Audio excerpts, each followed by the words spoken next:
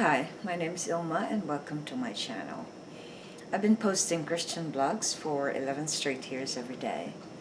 Today I'd like to share 1 Timothy 4 verses 11 to 16. Here's the Word of God. Command and teach these things. Let no one despise you for your youth, but set the believers an example in speech, in conduct, in love, in faith, in purity. Until I come, devote yourself to the public reading of Scripture, to exhortation, to teaching. Do not neglect the gift you have, which was given you by prophecy when the council of elders laid their hands on you. Practice these things. Immerse yourself in them so that all may see your progress. Keep a close watch on yourself and on the teaching. Persist in this. For by so doing you will save both yourself and your hearers. 1 Timothy 4:11 to 16.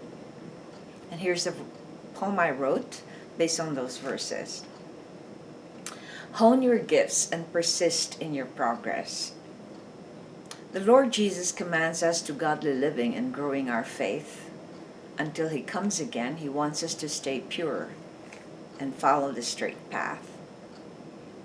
We are urged to be vigilant to live out the teachings we have been taught. Doctrines without actions will be of no use. They won't make us grow. Do not allow your youth to hinder your pursuit to holiness. Let us devote ourselves in urging one another towards righteousness. Hone the gifts you have received when the Holy Spirit dwelled in you. Do not bury them so that others will be built up and fruits will show. Examine yourself regularly so that you can guard your heart. When you neglect such awareness, you'll open doors for the bad. Practice following the laws even if they are hard to do at times. You will make progress if you press on despite sufferings and trials. Let your lives be a model for others to be inspired to grow. Seek the word of the Lord and the knowledge of God. Never allow compliance or neglect to come into your life. Pray always so that you can discern evil and live in the light. Reflection. Why is it important to hone the gifts that we receive from the Holy Spirit? And what happens if we bury such gifts? Why is it essential to persist in your progress and show it to other believers? When we believe in the Lord Jesus Christ, we are indwelled by the Holy Spirit. And the Holy Spirit is the one who gives us gifts. This is all in 1 Corinthians 14, I think, about the gifts that are given to us. If you remember the parable of the servant, where the last servant, instead of investing or honing his gifts or his talents, he actually buried them because of the fear that his master is going to be is a very shrewd master, that he will be angry at him if he doesn't really if he doesn't bury it, and that's his perspective of the gift. Now when you're given a gift, you don't just set it aside, but you open it and you use it as much as possible. What happens if you don't is that the gift is not going to grow.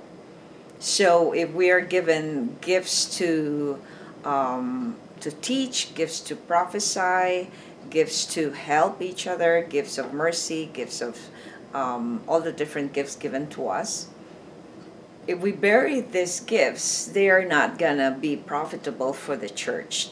And we're supposed to build each other up and encourage each other to grow in our faith. So we become Christians who are locked in our whatever stage we are in. We're not going to grow, we're not going to progress. So that's why it's important for us to hone such gifts and use it for the body of Christ. They are not for you, they are for the kingdom of God. So why bury it?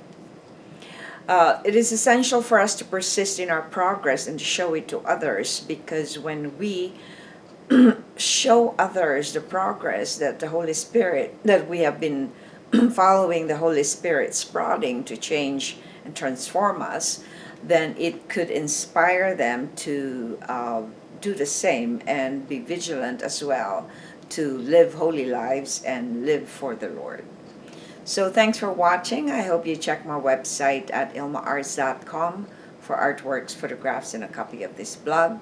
If you want to check over 3,000 videos that I've done in the 11 years I've been doing this, just type on Google search or on YouTube search Ilma's Palm Devotional.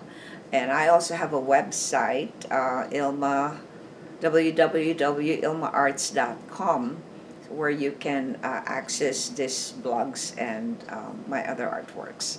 Thanks for watching and have a blessed day.